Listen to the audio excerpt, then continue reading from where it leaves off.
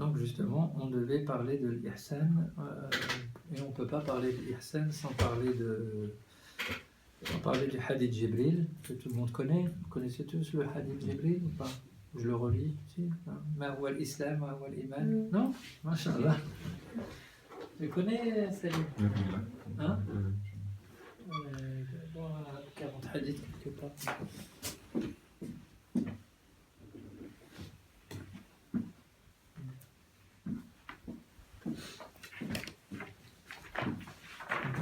Rapidement, Hadith Jibril, c'est un. D'ailleurs, c'est même une introduction sur les 5 piliers aussi. Hein. Ça peut être même l'interface entre les deux. C'est peut-être les hadiths les plus importants. Un des hadiths les plus importants, exactement. Pardon. Donc, c'est un hadith rapporté par Sayyidina Omar. Et donc, je vais le dire en français, hein, comme ça tout le monde comprend. Omar anhu rapporte: un jour que nous étions assis auprès de l'envoyé de Dieu, sallallahu alayhi wa sallam, voici qu'apparut à nous un homme aux habits d'une vive blancheur et aux cheveux d'une noirceur intense, sans trace visible sur lui de voyage. Personne parmi nous ne le connaissait. Il vint s'asseoir en face du prophète. Ah, vous le connaissez ça, salam, mais c'est pas grave puisque ça introduit l'ihsan. Plaça ses genoux contre les siens et posant les paumes de ses mains sur ses deux cuisses, il lui dit: Ô Mohammed, ya Mohammed, informe-moi au sujet de l'islam. Donc l'envoyé de Dieu lui a répondu: l'islam, c'est que tu témoignes qu'il n'est pas de divinité si ce n'est Allah, que Mohammed est l'envoyé d'Allah, que tu accomplisses la salat, verses la zakat, jeûnes le mois de Ramadan, effectues le pèlerinage à la maison sacrée, si tu en as la possibilité. Sadaqt, tu dis vrai, dit l'homme. Et nous fûmes pris d'étonnement de le voir interrogeant le prophète et approuvé. Et l'homme qui reprend: informe-moi au sujet de la foi, l'iman. C'est, répliqua le prophète, salam, de croire en Allah, en ses anges, en ses livres, en ses envoyés, au jour dernier, et de croire que le destin imparti pour le bien et le mal est envoyé par Allah. Tu dis vrai, répéta l'homme, qui reprit en disant: informe-moi, haddithni bil ihsan, akhbarni an al-ihsan. Donc, l'ihsan, répondit le prophète, salam, donc c'est le prophète qui enseignait l'ange en quelque sorte, qui répondait à l'ange. Je dis la fin du hadith avant. Donc c'était l'ange qui l'interrogeait. الإحسان أن تعبد الله كأنك تراه فإن لم تكن تراه فإنه يراك. C'est que tu adores Allah comme si tu le vois, car si tu ne le vois pas, certes lui te voit. Et là, pareil, réponse adapte, donc tu as dit vrai. Et l'homme dit: informe-moi au sujet de l'heure. Et le prophète répondit: l'interroger n'en sait pas plus que celui qui l'interroge. Et l'homme demanda alors: quels sont les signes précurseurs de l'heure?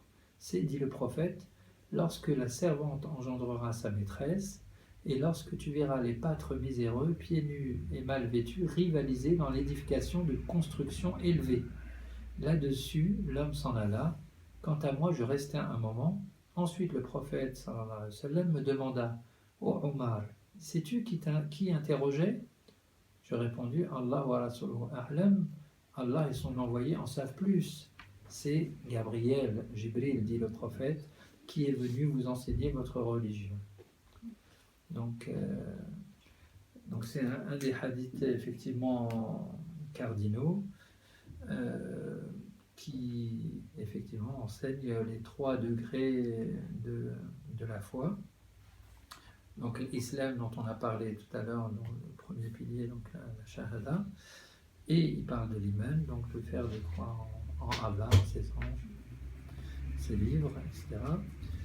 Et dans la dernière question, le 3e degré de la foi, il parle de l'ihsan. L'ihsan, qu'on peut traduire en français par l'excellence, c'est quelque chose qui nous pose beaucoup de questions parce qu'on s'interroge tout le temps sur soi-même, est-ce qu'on est dans l'excellence ou pas?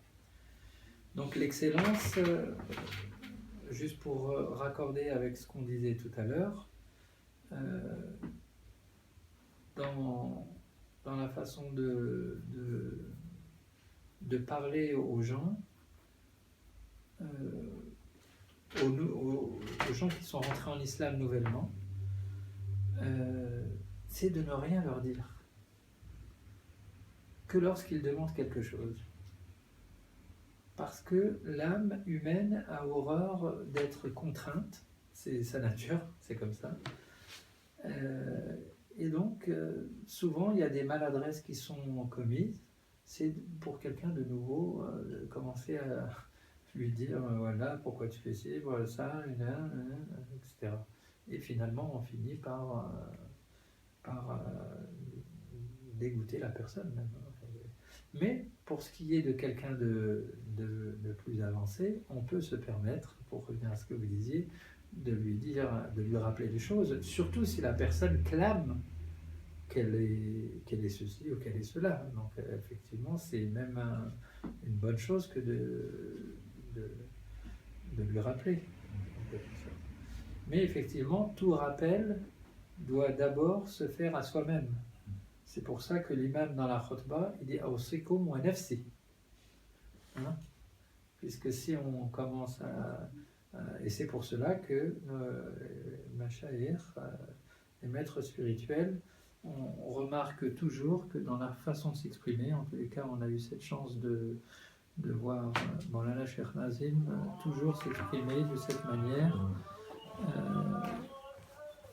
à s'inclure dans les conseils qu'il donne aux gens et parfois même à se rabaisser.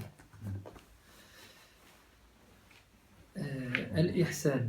Al-Ihsan, c'est l'excellence. L'excellence, elle peut être dans les pensées, d'abord, dans les paroles, ensuite, et dans les actes. 3 manières de réaliser l'Ihsan. Donc on peut réaliser l'Ihsan dans nos pensées, dans nos paroles, puis dans nos actes.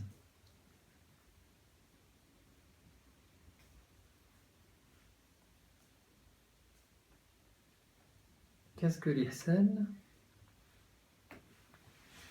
L'Ihsan, c'est un mélange entre l'ikhlas, la sincérité,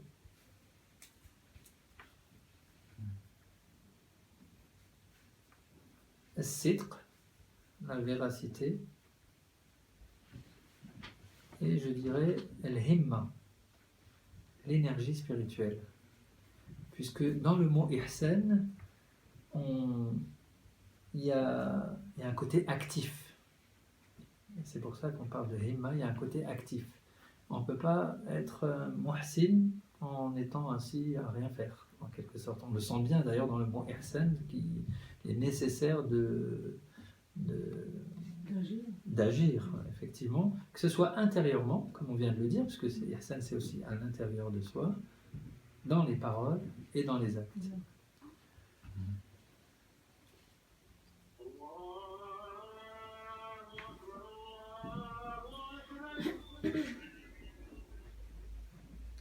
On priera dans quelques minutes, si la place. Al-Ihsan, an ta'bud Allah ka'annaka tarah, fa in lam takun tarah, fa innahu yarak. On va commencer par le plus haut degré, celui qui est l'explication de Cheikh Mouhiddin.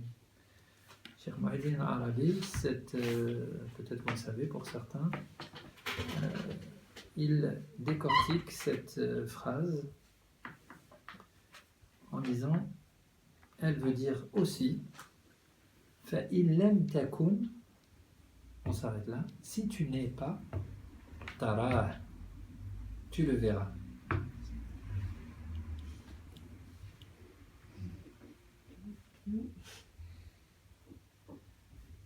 C'est une spécialité de Cheikh Mouhiddin,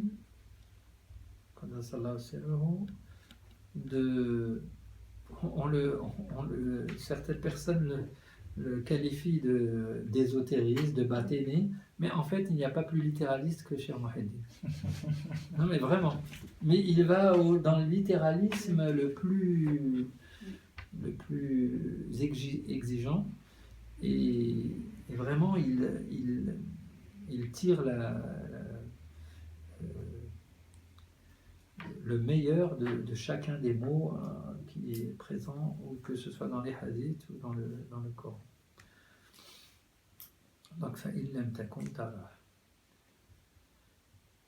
Et il dit aussi que la première proposition, donc l'être humain a du mal, il l'aime ta compte si tu ne le vois pas, mais en fait l'être humain souvent ne le voit pas, effectivement. Juste pour revenir à la façon de comprendre la plus classique, on va dire, de la phrase. Mais il dit par contre, l'être humain, il peut, grâce à sa faculté imaginative, se mettre dans la peau de celui qui est vu par la présence divine. Donc, innahu yarak, et il doit savoir, être conscient à chaque instant qu'il est vu par la présence divine. Après, son comportement, il va être en fonction de sa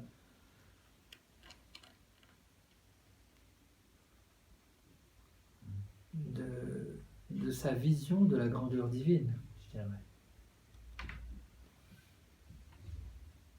Celui qui ne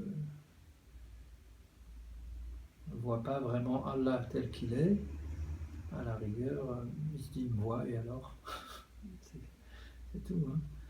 Mais plus on a une conscience élevée et réelle de la présence divine, plus effectivement on a conscience de l'éternité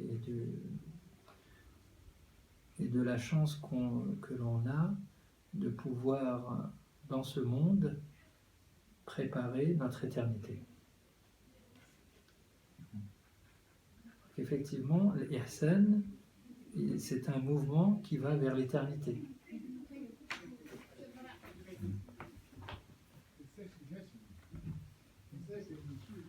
C'est pour cela que dans le verset coranique, il dit Hal jaza'ul ihsan illa al-ihsan, dans Surat Ar-Rahman.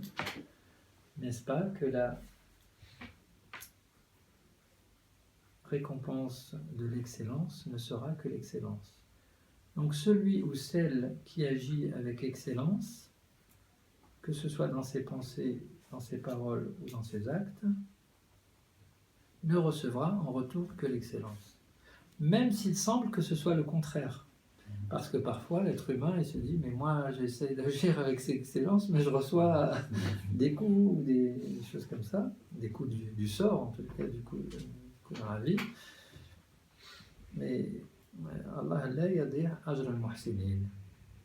Dans un autre verset, il dit Allah ne va jamais laisser voilà, perdre en quelque sorte, gâcher le fruit de ceux qui sont dans l'excellence. Donc celui ou celle qui est dans la voie de l'excellence,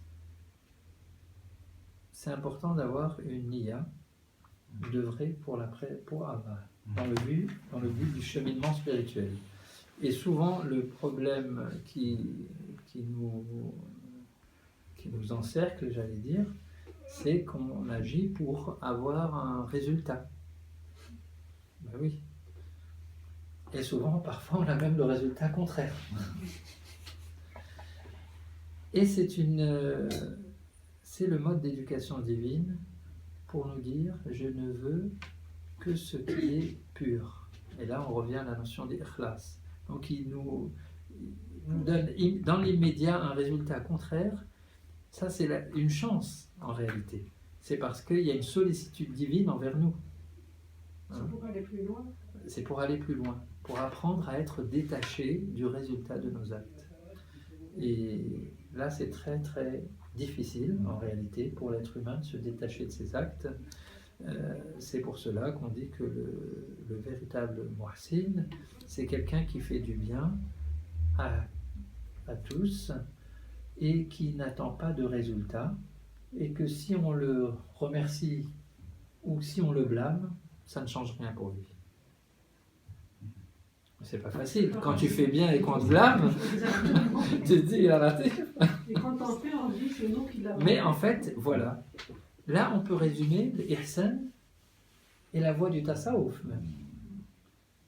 La voie du tasawwuf, c'est d'apprendre à accepter les choses telles qu'elles nous sont données, de vivre les choses avec l'assurance certaine qu'elles sont toujours là pour nous aider à aller plus loin. Et vraiment, en réalité, on est des gens très chanceux, hein, parce qu'il y a des gens qui ont des épreuves bien plus compliquées que les nôtres, hein, et qui sont des gens qui remercient. Alhamdulillah. Hein. Donc effectivement, bon, il y a l'exemple des prophètes, notamment le prophète Ayoub, et même le prophète sallallahu alayhi wa sallam. Hein. D'ailleurs, l'exemple même est dans al-Huzn, dans l'année de la tristesse, où après non seulement le départ de Sayyidah Khadija, mais en plus la révélation qui ne vient plus, etc. Certains pseudo-bibliographes ont même dit que le prophète voulait attenter à ses jours, n'importe quoi, bref. Mais effectivement, la pression de l'éducation divine, qui se fait aussi à travers le maître spirituel, pour celui ou celle qui est engagé dans la voie, elle peut être d'une intensité tellement grande que, et ça nous est arrivé, on est passé par là, hein, on se dit mais on va quitter la voie, c'est quoi ça, c'est comme vraiment des oppressions très, très fortes. Mais effectivement, c'est pour cela qu'effectivement, dans la voie spirituelle, quand on prend le pacte, on décide envers et contre tout qu'on continuera le chemin. C'est-à-dire d'avance, on se dit, c'est sûr qu'il va y avoir des épreuves, mais je vais tenir, Inch'Allah. Bon, c'est pour cela qu'il existe le pacte, d'ailleurs, et c'est pour cela que les compagnons, ont pris le pacte avec la Rasulullah. Quel est le sens du pacte, hein? Le sens du pacte, c'est bien de dire, voilà, je m'engage jusqu'à... Et Maulana Cheikh Mehmet l'a très bien dit, subhanallah, au premier temps, quelques mois après le départ de Maulana Cheikh Nazim, où il y avait polémique sur la Bay'a, les gens qui prennent Bay'a ou qui disent qu'on l'a pas pris, bref. Et Cheikh Mehmet a dit, moi on m'a dit de faire, Cheikh m'a dit d'accomplir la mission, je l'accomplirai jusqu'à mon départ, c'est tout. Même si je suis tout seul, même si c'est ça, vraiment, on a cette chance d'avoir un Cheikh qui est un Siddiq, machallah, qui n'attend pas le remerciement des gens, qui n'attend rien des gens aussi, machallah. Et ça, c'est rare à trouver de nos jours. C'est rare à trouver, subhanallah. Donc il nous donne un exemple vivant de réalisation de cet ihsan, de cet ihsan qui est donc en quelque sorte c'est l'extériorisation de l'ikhlas, l'ihsan. Hein. L'ikhlas et de sitr, comme on disait tout à l'heure,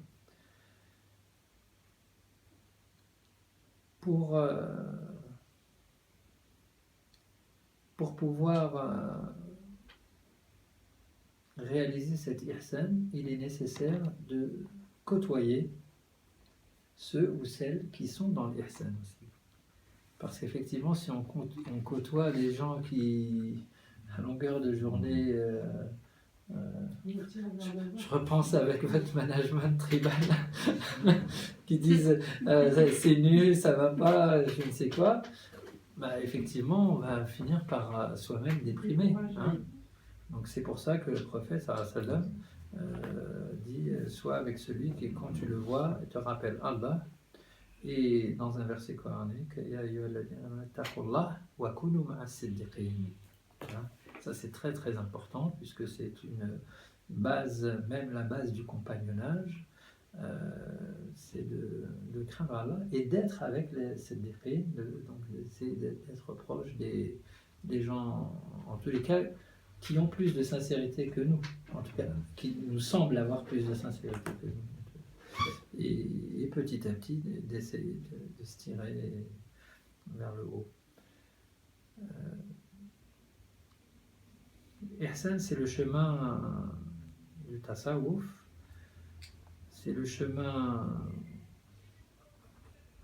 même on pourrait dire, de l'accomplissement de l'être humain, puisqu'il n'y a que là que l'être humain se repose. L'âme de l'être humain n'est pas en paix, en vérité, quand elle triche avec elle-même, parce qu'elle le sait. Hein. Donc, forcément, on le sait, donc on n'est pas content de nous. Ça, c'est les gens qui ont de la foi, parce que les autres... Alhamdulillah, bien sûr, muraqaba, yani raqab nafsa.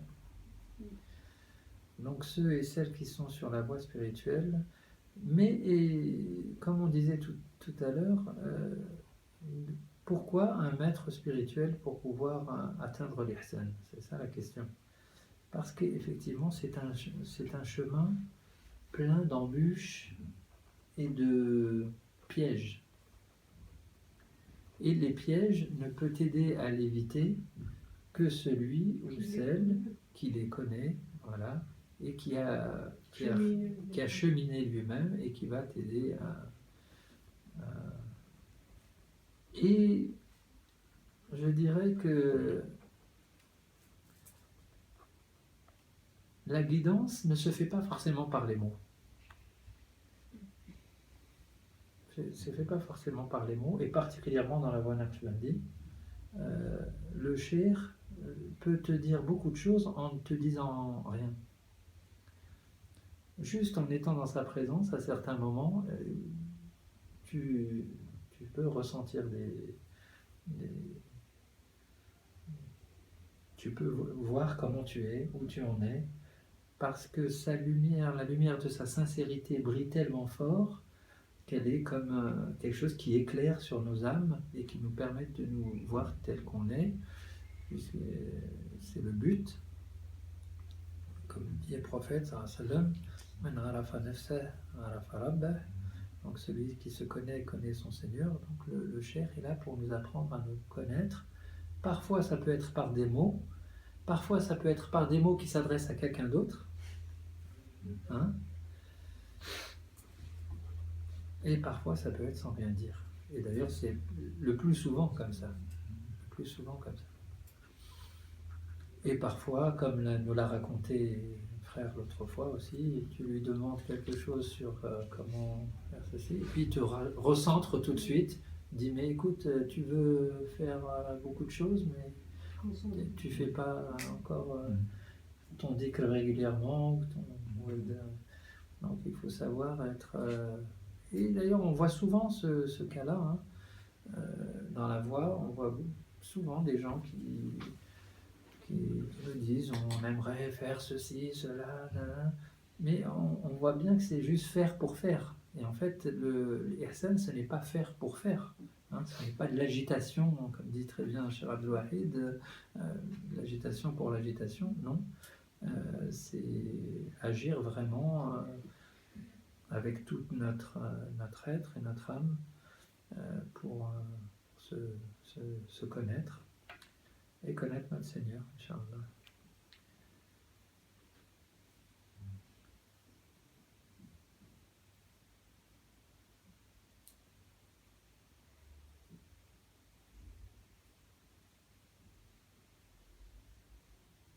L'ihsan, c'est souvent quand les gens prennent la bay'a, on leur dit c'est de faire le mieux qu'on peut chaque jour. Le mieux qu'on peut chaque jour. Souvent, on ne fait pas le mieux qu'on peut chaque jour. Oui, mais souvent, on peut encore faire mieux. Comme à l'école, quand il y a un bon élève et qu'on lui dit « peut mieux faire ». Les enfants, ils sont pas contents. Ils n'aiment pas ça, oui. Ils me disent Quand tout ils ont ce des que bons je fais. résultats, c'est ça. Tu me dis non encore. Mais pourtant, celui ou celle qui a décidé du cheminement spirituel, donc du chemin de l'Ihsan, il faut qu'il soit ou qu'elle soit prête.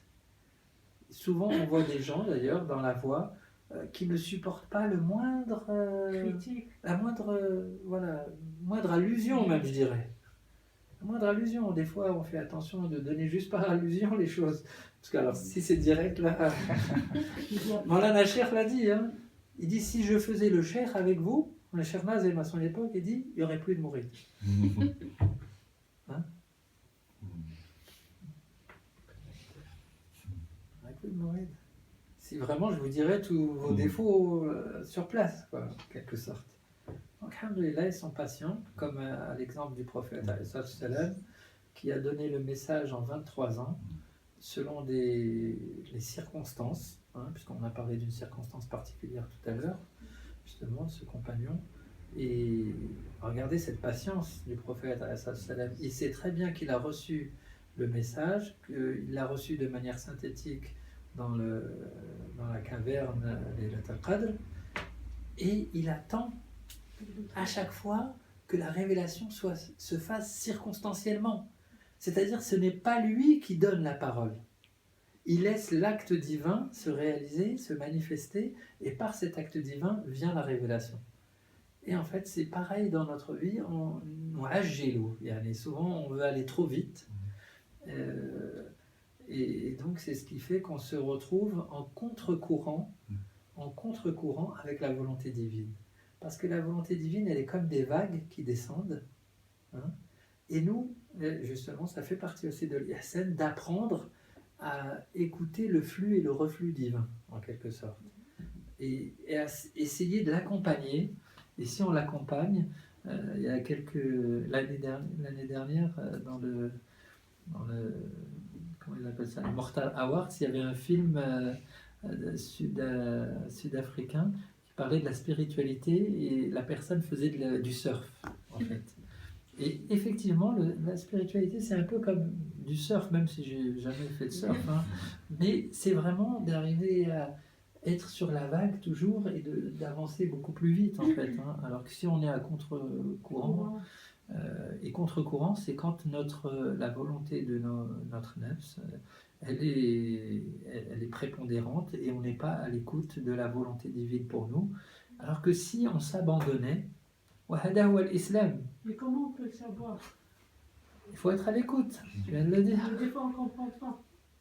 Petit à petit, en essayant, en tous les cas, en essayant d'écouter l'univers, d'ouvrir notre cœur, en fait. Comment on peut faire? On peut, par exemple, apprendre à sentir, apprendre à ressentir. Avant de faire une action,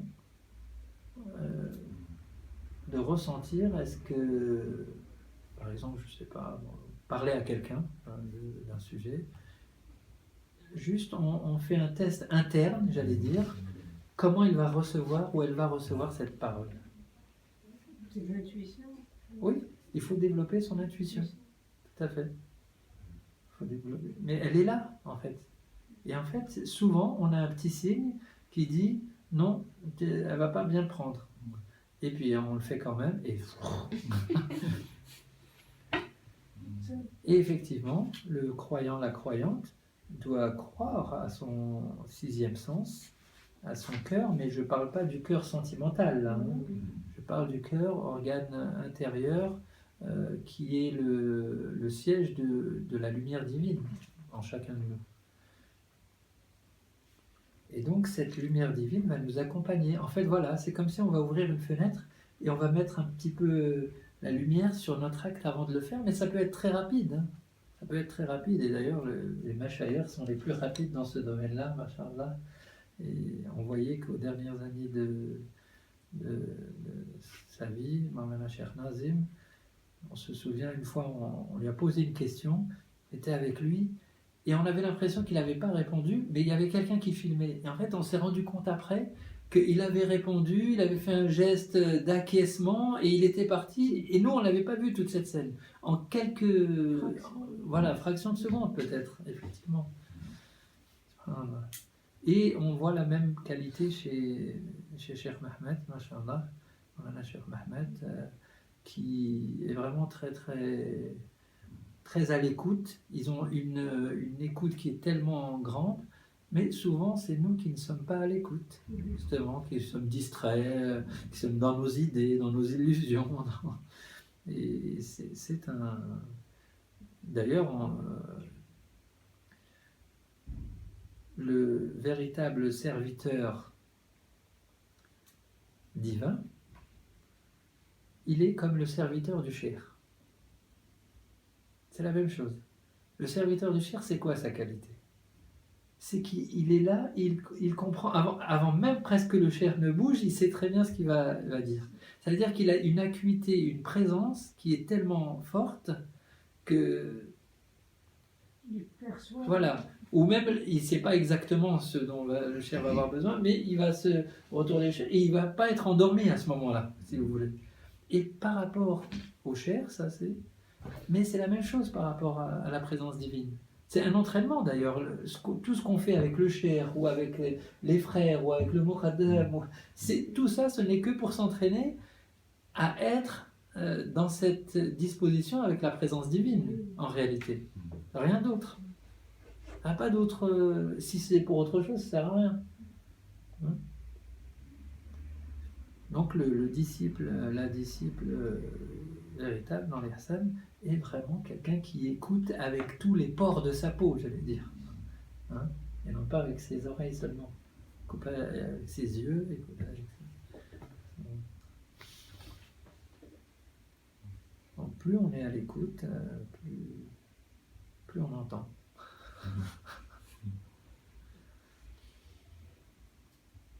Là, le temps passe vite, hein.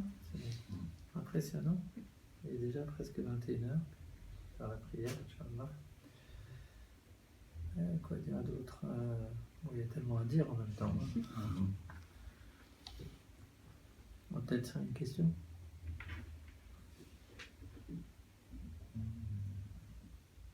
Oui, sur l'islam, l'iman, l'ihsan. Est-ce que il y a comment dire? Est-ce qu'il faut accomplir est-ce que c'est un ordre d'accomplissement? D'abord on réalise l'islam avant de pouvoir atteindre l'iman et ensuite l'ihsan. C'est une conséquence. Bien sûr, c'est une question intéressante. Et oui et non. Oui et non, effectivement, ça revient à ce qu'on disait au début. Au départ, la voie spirituelle, avant de rentrer dans la voie spirituelle, il était nécessaire de bien connaître l'islam, de bien connaître l'iman, de bien connaître la science de l'islam, la science de l'iman, avant de rentrer dans la science du tasawwuf, dans la science de l'ihsan. Mais de nos jours, c'est un peu différent, par les circonstances particulières de notre époque. On peut trouver des gens qui sont déjà dans une démarche d'ihsan, mais qui ne sont pas du tout dans l'islam ou dans l'iman. Aujourd'hui, c'est possible de trouver ces gens-là. Et c'est pour cela que l'accès, en quelque sorte, même s'il n'est pas... Parce que beaucoup de gens, on a l'impression que le tasawwuf est très accessible, mais en même temps, on se rend compte que beaucoup de gens disent « Mais on a du mal à vous trouver où vous êtes. » C'est votre cas, voilà. Donc effectivement, là c'est un secret divin aussi. Ça c'est un secret divin, puisque j'allais dire, la porte s'ouvre au moment où elle doit s'ouvrir. Et ma recherche était sincère. Voilà, donc elle s'ouvre au moment nécessaire, en quelque sorte, même si avant elle était aussi nécessaire, mais là où elle devient, où la présence divine, justement, il y a cette fameuse parole de Ibn Ata'illah al-Iskandari, qui dit « Gloire à celui qui rapproche de ses amis celui qui veut rapprocher de lui ». Donc, gloire à celui qui rapproche de ses amis celui qui veut rapprocher, ou celle qui veut rapprocher de lui. Donc, effectivement, quand on cherche sincèrement, et vraiment le moteur de tout, c'est la sincérité. On perd beaucoup de temps. Hein? Moi, je dis, j'ai perdu beaucoup. Alhamdulillah, الخير فيما وقع يقول الصوفية. Les soufis disent le bien est dans ce qui est. Hein. Donc, si jamais c'était. Non, alhamdulillah, c'est comme c'est. Alhamdulillah, Allah sait. Et donc, forcément, c'est exactement comme il fallait que ce soit. Voilà. Donc, maintenant, vous pouvez rattraper le temps perdu. Si jamais on pouvait rattraper le temps perdu, mais on ne peut jamais le rattraper. Mais on peut prendre caution. L'important, il y a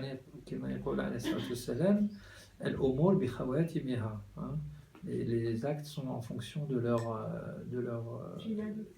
fin, en fait, hein, de leur clôture. Hein.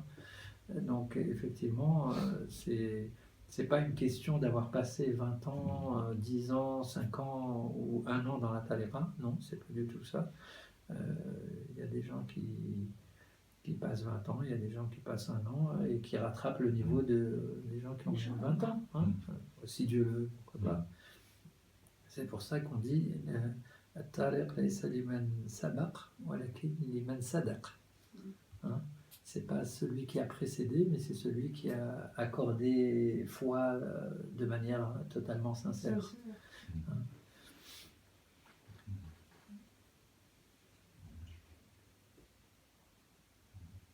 C'est un don hein, en même temps. Tout ça, on parle de choses comme si on les faisait nous-mêmes, mais tout nous est donné. Tout nous est donné. Inch'Allah. Alhamdulillah.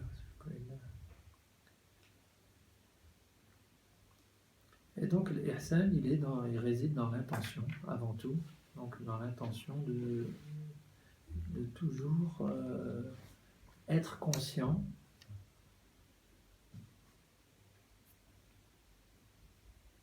qu'on peut faire le maximum.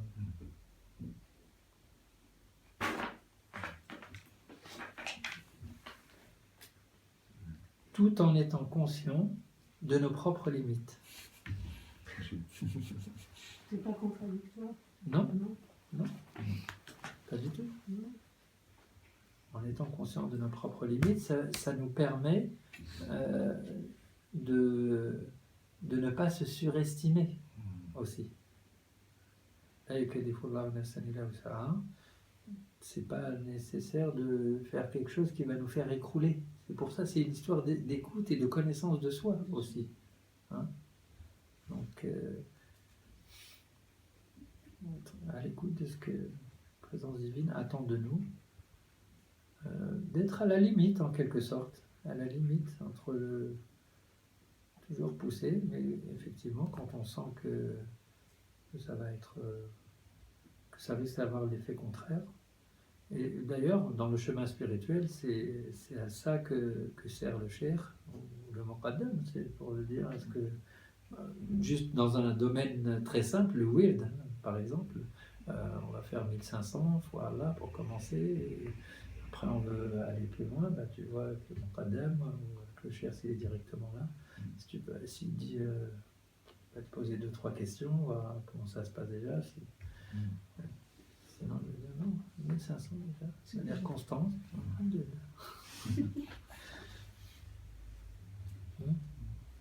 Parce que c'est pas. C'est de la perte un petit peu aussi du gâchis, de faire beaucoup, puis plus rien. Puis, hein, c'est quelque chose qui n'est pas dans l'excellence, justement. L'excellence, c'est vraiment d'être constant dans ce qu'on fait. Hein, donc, comme le prophète a dit, ça vient dire le meilleur, c'est ce qui est peu, mais qui dure. Hein? Et le bien. Ouais, l'istiqam, hein, et durer dans la durée, malgré ce qu'on disait tout à l'heure, mais quand même, s'inscrire dans la durée, c'est aussi le temps est comme un sabre, et donc effectivement, c'est le sabre de la sincérité, c'est le Furqan, hein, le temps.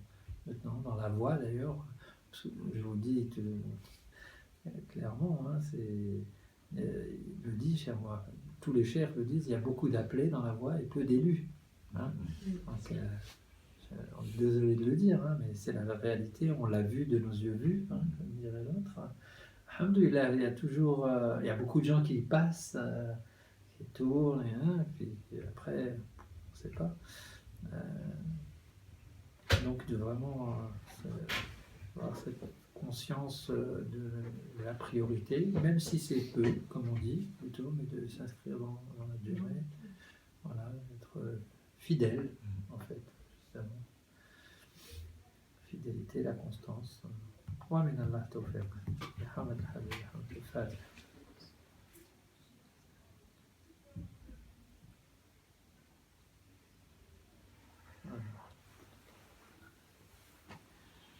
Je ne sais pas s'il y avait des questions. Non? Ça va.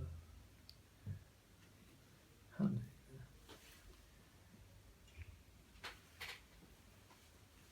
Alors le prochain mardi,